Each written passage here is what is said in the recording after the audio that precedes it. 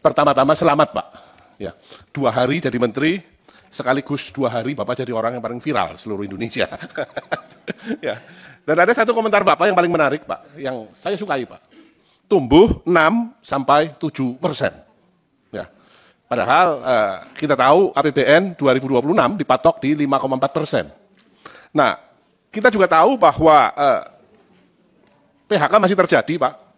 Pengangguran walaupun turun, ya masih terasa di masyarakat. Angka kemiskinan juga walaupun turun, masyarakat daya belinya masih susah. Defisit APBN 2,48% itu harus dijaga ketat. Utang jatuh tempo tahun ini cukup tinggi, dan juga tekanan internasional juga belum terlalu positif. Dan kira-kira itu akan tercapai kapan Pak, 6-7% ini? Rapatnya dengan Menteri Keuangan berapa ratus hari dalam setahun. Kenapa tidak pernah mempertanyakan itu? Assalamualaikum warahmatullahi wabarakatuh. Nah, hari ini Menteri Keuangan atau Menkyu Purbaya Yudi Sadewa ya dicecar oleh anggota DPR dari Komisi 11 atas pengelolaan fiskal pada awal masa jabatannya. Jadi menurut Menkyu ini, tanggung jawab atas kebijakan terdahulu semestinya diselesaikan dalam periode sebelumnya. Nah, gara-gara kebijakan sebelumnya, Menkyu sebelumnya Sri Mulyani, sehingga di saat dia menjabat, dia harus menanggung ya cercaan, kritikan keras dari DPR. Jadi Menkyu Purbaya ini ya mempertanyakan mengapa arah ekonomi yang dianggap keliru hingga pengelolaan keuangan negara yang belum optimal ditujukan kepadanya. Jadi analoginya seperti ini. Jadi Sri Mulyani yang makan buah nangka, dia yang kena getahnya. Jadi di saat dulu kebijakan Sri Mulyani ya melakukan kebijakan fiskal moneter, di saat dia menjabat, nah dicecar terus habis-habisan oleh DPR, apalagi kemarin ya mengeluarkan statement-statement sehingga dia pun pada akhirnya harus minta maaf mengomentari yaitu tuntutan masyarakat atau mahasiswa 17+8. Nah, dianggap Menkyu baru ini banyak blunder. Nah, pada akhirnya pun Purbaya Yudi Sadewa ini akhirnya menyekak DPR sampai terdiam. Nah, akhirnya Menkyu ini belak-belakan ya sebut ke Menkyu terdahulu ya seperti Sri Mulyani, tarik pajak lalu uangnya hanya ditanam di BI. Jadi uang tidak bergerak di masyarakat. Nah, akhirnya Menkyu ini menjelaskan panjang lebar kepada DPR sampai DPR pun terdiam. Jadi banyak netizen di sosial media yang memberi komentar sepertinya Menkyu baru ini yaitu Purbaya ini tidak bakal bisa disetir oleh DPR. Dan ini bakal menjadi musuh DPR ya. Nah, seperti Kemenkyu terdahulu Sri Mulyani ya, banyak masyarakat menduga ya main mata sama DPR sehingga tunjangan-tunjangan anggota DPR pun dinaikkan sehingga tidak terlalu berani mencecar Sri Mulyani. Nah, kali ini menurut netizen ya, Purbaya ini tidak bisa disetir oleh DPR dan ini bakal menjadi musuh dan diperkirakan oleh netizen atau masyarakat Menkyu terbaru Purbaya ini tidak bakal lama bisa jadi Menkyu karena tidak searah ya dengan kemauan-kemauan mereka yang tidak ingin negara ini maju. Baik ya, untuk lebih jelas langsung saja kita lihat ya pernyataan Purbaya Yudi Sadewa menjelaskan di depan anggota Komisi 11 DPR RI. Bahwa sebagai manusia, pertemanan, persahabatan, kolegalial itu adalah hal yang penting. Dan itu saja Pak Purbaya yang perlu saya sampaikan. Tapi yang utama harapan saya ke depan yang hadir di depan Komisi 11 ini Pak, seorang Purbaya yang sebagai seorang Purbaya. Terima kasih, silakan dijawab Pak. Terima kasih Pak Ketua. Assalamualaikum warahmatullahi wabarakatuh. Jadi tadi saya nggak mau jadi koboi, sekarang saya dipakai jadi koboi lagi rupanya. Tapi nanti begini, kalau ada kesalahan saya mohon maaf sebelumnya. Nggak sulit, tapi betul. Tapi gini, mungkin beberapa kalangan akan tersinggung dan saya minta maaf kalau ada yang tersinggung. Tapi ini untuk langkah untuk memperbaiki ekonomi kita seperti apa. Jadi saya juga tadi berpikir kok saya baca pidato aja ini, saya baca, dia baca, dia baca, dia baca. Ini perlombaan membaca kelihatannya. Mungkin saya di bawah rankingnya. Tapi kalau emang ditanya program apa yang saya akan buat, kenapa Pak Presiden Prabowo mau menunjuk saya? Apa dia salah tunjuk? Mungkin enggak. Jadi begini, saya ekonom sudah cukup lama. Tahun 2000 jadi ekonom, pulang sekolah, langsung kerja di financial sector. Kemudian 2002 langsung membantu tim think tanknya Pak SBY di Brighton Institute. Sering memberi masukan. 2010 staf khususnya Pak Hatta Rajasa.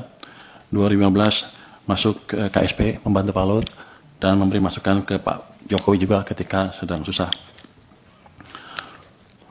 Jadi bagaimana manage ekonomi itu bukan barang baru untuk saya. Ini jangan bilang sombong ya. Tapi kan Anda mesti tahu, nanti saya harus meyakinkan bapak-bapak kan.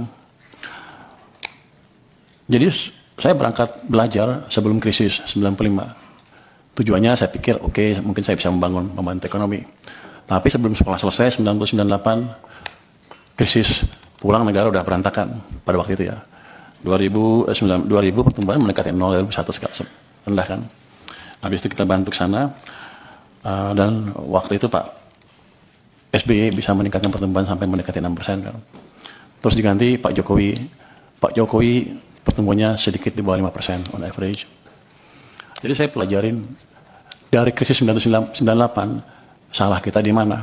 Kenapa ketika 97-98 negara yang mulai diserang adalah Thailand, Korea dan lain-lain, kenapa yang paling terpuruk kita?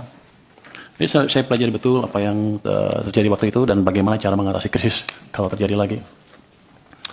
Jadi ini boleh teori sedikit Mas ya, izin. Silakan Pak, Bapak mau ngomong apa saya kasih kebebasan. Okay. Di buku moneter itu ada pemenang Nobel yang bilang bahwa dia mempelajari krisis tahun 1930 di Amerika. Dia bilang waktu itu krisis, mereka debat bunga di nolin kok masih krisis. Rupanya pada waktu itu walaupun suku bunga rendah 0, tapi uang vitamin yang di sistem perekonomian itu negatif. Jadi ekonominya dicekek. Itu sebetulnya yang melandasi teori utama kebijakan moneter. Jadi kalau Anda mau lihat kebijakan moneter, ketat atau longgar, jangan hanya dilihat dari suku bunga. Dia bilang begitu. Lihat laju pertumbuhan uang primer, base money. Jadi dampak kebijakan moneter amat signifikan di perekonomian. Tahun 1997, 98, 97, kita melakukan kesalahan yang fatal. Pada waktu itu, BI menaikkan bunga sampai 60% lebih karena untuk menjaga rupiah. Semua berpikir kita melakukan kebijakan uang ketat, ya kan?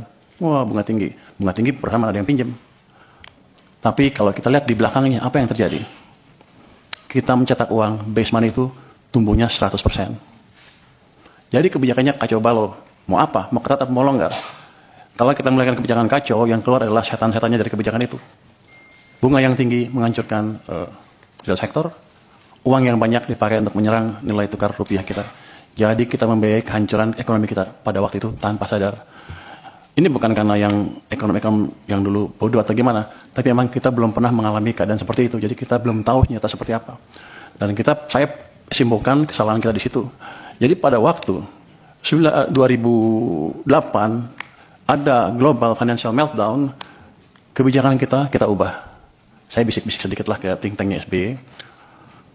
Waktu itu mau jatuh ekonominya, ekspansi fiskal di tahun 2009, dan suku bunga diturunkan di bulan Desember 2008 ketika rupiah sedang melemah. Jadi hitungan saya lagi ini, kalau kita menjaga nilai tukar dan lain-lain, ciptakan pertumbuhan ekonomi. Kalau mau ciptakan pertumbuhan ekonomi, jaga kondisi likuiditas di sistem perekonomian. Itu yang terjadi. Saya pikir dengan edukasi tahun 2008-2009 itu, semua orang sudah mengertikan banyak ekonomi yang lihat. Rupanya lupa terus kita. Kita tuh cepat lupa, makanya ada siklus bisnis ekonomi naik, ekonomi turun, sepertinya setiap 7 tahun kita lupa. Untung saya masih ingat sedikit-sedikit. 2015 ketika Pak Jokowi ngambil pemerintahan, kondisinya sama. Kebijakan sedang ketat. Saya pindah ke KSP untuk memberi masukan langsung pada waktu itu supaya kebijakannya dirubah. Dan itu kebijakannya dirubah dan kita selamat. Itu jadi pembalikan ekonomi Indonesia bukan terjadi otomatis. Semua karena intervensi kebijakan. Kebetulan Pak Jokowi cukup cepat mengambil langkah. 2020-2021 sama. Pada waktu COVID, semua nyalahin COVID akan menghancurkan ekonomi Indonesia katanya. Bank-bank mulai hampir berguguran. Saya waktu sedang di maritim, asik mancing lah. Saya pikir ngapain mikirin ekonomi lagi daripada jago di perekonomian kan. Tapi setelah kita lihat, base money pertumbuhannya berapa di situ? Di bulan Maret 2000, pertumbuhannya minus 15,3%. Minus, artinya ekonomi sedang dicekek padahal bunganya diturunkan. Ini salah kebijakan kita lagi. Jadi ekonominya turun, hampir hancur. Saya dipanggil ke istana, gimana? Ya udah Pak, dibalikin lagi aja. Gimana caranya? Ya udah, BI suruh kurangin penyerapannya ke sistem. Siapa lagi? Tambah uang sistem dari sisi fiskal juga Pak. Gimana caranya? Bapak punya uang kebanyakan di Bank Sentral, waktu itu ada 500 triliun, 29 triliun, balikin ke sistem. Di bulan Maret 2021, Mei 2021, dipindahkan uang sebesar 300 triliun dari BI ke sistem perbankan. Laju pertumbuhan uang naik lagi dari minus ke double digit 11, terus dijaga oleh Bank Sentral juga di atas 20%. Itu yang menyelamatkan ekonomi kita. Nah, saya pikir juga dengan pelajaran sepanjang itu kan, ya udah jago semua lah, ya udah kita santai aja. Gara-gara itu saya ngebantu sektor finansial pada waktu itu, saya dilempar ke LPS. Dengan tugas soalnya jaga stabilitas di sana. Saya hanya bisa jaga stabilitas. Kita selalu pro pertumbuhannya. Jadi ketika even Bank Sentral naikin bunga, LPS naiknya lambat sekali untuk menjaga supaya ekonominya nggak tumbuh terlalu lambat. Tapi kan instrumennya saya bilang tadi, bunga hanya salah satu. Uangnya seperti apa? Nah, rupanya sejak bulan 2023 bulan pertengahan itu, uang diserap secara bertahap terus ke bawah sampai pertumbuhannya 0 menjelang second half 2024. Jadi itu yang Anda rasakan di ekonomi, melambat dengan signifikan, real sektor susah, semuanya susah. Maksudnya keluar tagline Indonesia apa? Gelap, Indonesia apa? Kita semua menunjuk ke ini gara-gara global. Padahal ada kebijakan dalam negeri yang salah juga, yang utamanya mengganggu kita karena 90% perekonomian kita didrive oleh domestic demand. Masuki 2025, Januari, Februari, Maret, April, membaik semuanya tiba-tiba, saya pikir udah insaf nih. Pertumbuhan uang sempat mencapai 7% di bulan April. Makanya ketika saya rasakan di bulan April, saya bilang, kita sudah keluar dari krisis, Indonesia akan cerah. Yang saya nggak tahu, Mei jatuh lagi, Juni jatuh, Juli jatuh, Agustus jatuh, ke 0%. Jadi, periode perlambatan ekonomi yang 2024 gara-gara uang ketat tadi, dipulihkan sedikit, belum pulih penuh, direm lagi ekonominya. Itu dari sisi fiskal dan moneter. BI kita, nggak tahu nih pada marah-marah saya nggak habis ini. Nanti tetap terakhir ya. Pemerintah, karena terlambat membelanjakan anggaran, membelanjakan APBN ya, uangnya kan dari Bank Sentral. Beliau rajin narik pajak. Gak apa-apa, masuk ke Bank Sentral. Kalau dibelanjain lagi, nggak apa-apa. Tapi ini kan nggak. Ditaruh sana santai-santai. Kering sistemnya. Bank Sentral kita juga sama, katanya saya nanti kan penguasa ya. Katanya punya apa di KSS boleh menggait sedikit kan ya. Jadi saya berani ngomong sedikit sekarang. Dulu saya nggak berani karena saya di LPS, wewenang saya nggak sampai sana. Jadi dua sisi mengetatkan kebijakan kita. Bank naruh uangnya di bank, padahal uang kita banyak. BI menyerang sampai 800 triliun, pemerintah pada satu titik sampai 500 triliun atau lebih di Bank Sentral, sistem kekeringan. Yang Bapak rasakan adalah yang kemarin demo itu karena tekanan berkepanjangan di ekonomi, karena kesalahan kebijakan fiskal dan moneter sendiri yang sebetulnya kita kuasain. Yang jadi pertanyaan saya kan, di sini Komisi 11, rapatnya dengan Menteri Keuangan berapa ratus hari dalam setahun. Kenapa tidak pernah mempertanyakan itu? Dan sekarang saya datang ke sini tiba-tiba, udah semuanya pertanyaan banyak sekali yang harusnya sudah putus pada waktu itu. Tapi nggak apa-apa. Jadi ke depan yang saya lakukan adalah memperbaiki itu sebelum merubah yang lain-lain. Struktural lain kita bisa rubah, tapi quick win-nya di situ. Saya akan balik kondisi yang memburuk karena langkah kita sendiri. Oh gimana? Ya paling bagus kan percepat belanja anggaran. Oke, belanjanya cepat-cepat. Tapi yang kita tahu, itu nggak semudah membalik tangan. Saya pernah tanya Pak Jokowi dulu waktu saya di istana, Pak, balikin uangnya ke sistem. Loh, apa bedanya? Kan nggak bisa belanja juga. Pak, kalau uang Bapak ditaruh di BI, dosa Bapak dua. Satu, Bapak nggak bangun ekonominya. Yang kedua, sistem kering, nggak bisa bangun juga. Jadi kalau balikin ke sistem perekonomian, ke bank, himbara misalnya, dosa Bapak tinggal satu, yaitu satu, yang nggak bangun aja, tapi ekonominya bisa jalan. Kalau itu yang dimanfaatkan adalah real sektor.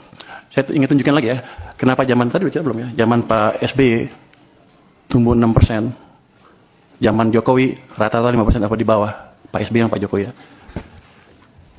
Kalau Anda lihat di pertumbuhan uang MNO-nya, base money, teori dasar moneter itu, di zaman Pak SBY rata-rata tumbuh 17% lebih. Akibatnya, uang di sistem cukup, kredit tumbuh berapa? 22%. Jadi pada waktu zaman Pak SBY, walaupun dia nggak bangun infrastruktur habis-habisan, private sector yang hidup, yang menjalankan ekonomi. Itu berhubungan juga dengan rasio tax. Ketika tax private sector yang jalan, dia akan lebih banyak bayar pajak dibanding pemerintah.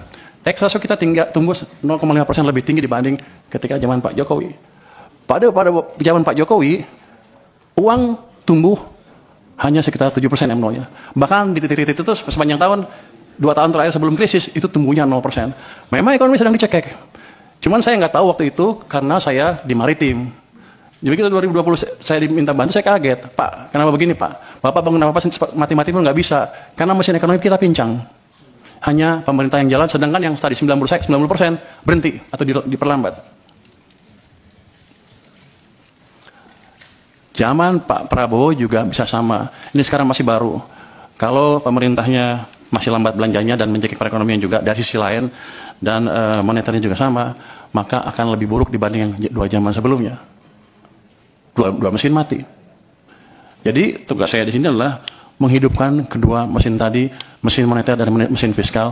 Nanti saya mohon restu dari parlemen untuk saya menjalankan tugas itu. Langkah pertama sudah kami jalankan. Saya sudah lapor ke Presiden, Pak, saya akan taruh uang ke sistem perekonomian.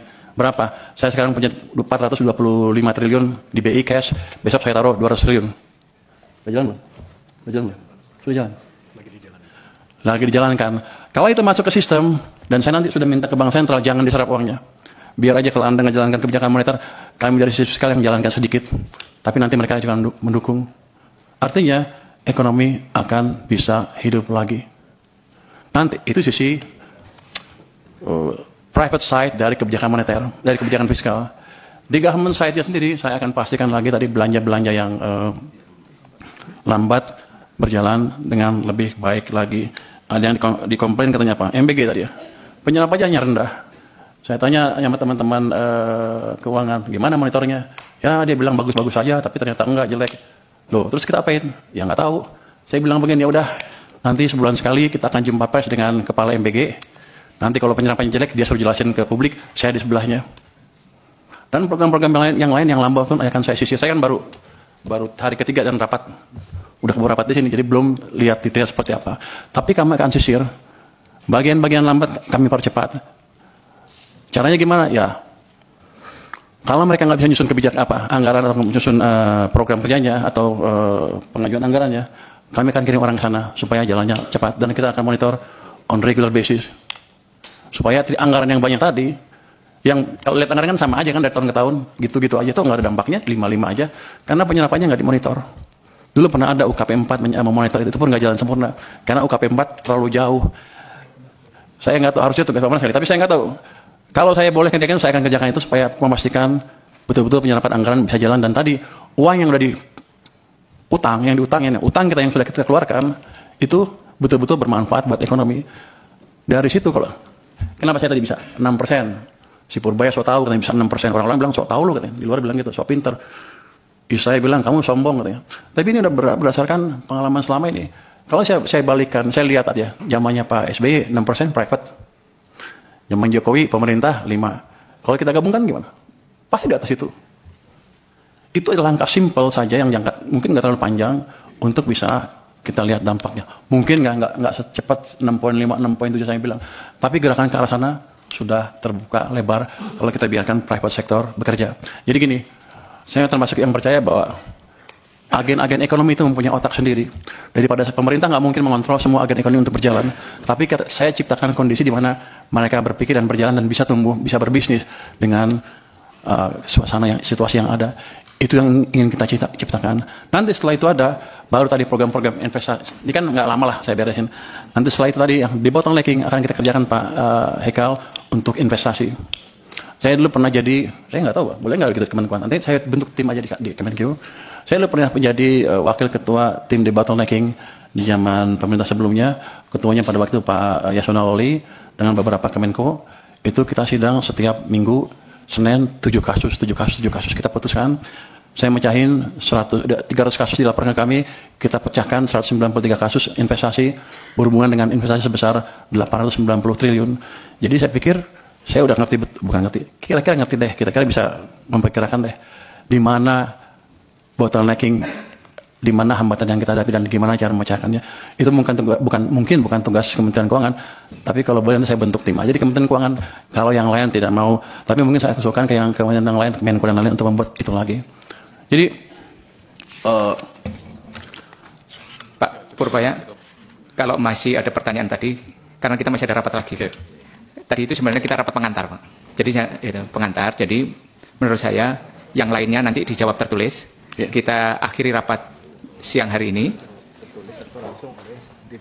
Ya, nanti dirjen terkait pada saat kita rapat di satker Bapak membahas anggaran. Dijawab oleh satker Bapak. Terus kemudian ada poin-poin penting tadi yang disampaikan oleh Pak Dolfi. Saya ingatkan kepada satker mengenai KPI. Pak Dolfi ini konsisten sejak awal, Pak, selalu membicarakan soal KPI. Tapi KPI itu memang sangat penting, Pak. Disitulah kita mengukur kinerja kita. Itu. Jadi tipikal rapat kita itu memang begini, Pak Purbaya. Jadi kalau tadi itu kita juga dikritik sama Pak Purbaya ini, bahwa rapat kita yang lama selama ini banyak hal-hal yang fundamental, apakah pernah ditanyakan apa belum. Nanti mungkin akan terjadi repetisi, Pak, pertanyaannya. Tapi itu kan bagian dari sebuah the political question. Pertanyaan politik itu bisa dijawab, bisa menjadi policy, atau bisa menjadi yang lain, Pak. Tapi saya tidak ingin berpanjang lagi, tapi saya ingin menutup rapat kita hari ini. Kemudian kita rapat lagi besok, Pak, untuk penutup ini karena kita membahas RKL. Nah, enggak usah, langsung ditutup. Kita tutup, nanti pertanyaan-pertanyaan yang lain itu dijawab oleh Satker di unit eselon 1. Ketua, siap. Izin 3 menit saja. Ya. Saya begini, karena Pak Purbaya tadi menyampaikan ini di depan publik. Sehingga saya sebagai wakil rakyat juga harus menjawab ini di depan publik. Kalau tidak kan DPR akan mendapatkan sorotan selama ini tidak mengingatkan pemerintah. Jadi terkait, saya Marwan Ciasan, Pak, fraksi Partai Demokrat, A546, Dapil Lampung 2. Terkait persoalan banyak dana mengendap di BI, itu sudah sering kali kita sampaikan kepada pemerintah maupun Bank Indonesia. Terkait keterlambatan penyerapan anggaran, termasuk besarnya pinjaman yang sudah kita pinjam, yang akhirnya menjadi silva dan sal, itu juga sudah sering kita sampaikan. Ini pertanggungjawaban politik saya terhadap masyarakat. Dan rekaman-rekaman rapatnya saya rasa ada, Pak. Jadi saya pikir untuk Pak Purbaya, just do it. Siap. Itu saja. Terima kasih. Wassalamualaikum warahmatullahi wabarakatuh. Waalaikumsalam warahmatullahi. Tapi Pak Marwan harus sangat senang hari ini, Pak, berbahagia. Saya tadi itu nungguin Pak Purbaya teriak, Pak, hidup Pak SBY gitu, Pak. Karena beberapa kali Bapak itu mention pencapaian achievementnya Pak SBY ya. Tapi memang harus kita akui bahwa it is remarkable. Itu Sesuai baju ketua hari ini biru. It is remarkable, Pak. Itu. Itu saya yang harus seperti itu, Pak. Jadi Bapak tolong dukung saya untuk mencapai itu semua. Kita hadir di sini, Pak, terutama kami, Pak. Kalau saya dapat tugas utamanya memang harus bagaimana visi misinya Bapak Presiden itu berjalan dan terwujud. Itu. Yang hadir di sini kita ini kan dalam rangka mewujudkan itu, Pak. Siap. Itu. Saya akhiri dengan mengucapkan alhamdulillahirabbil alamin. Assalamualaikum warahmatullahi wabarakatuh.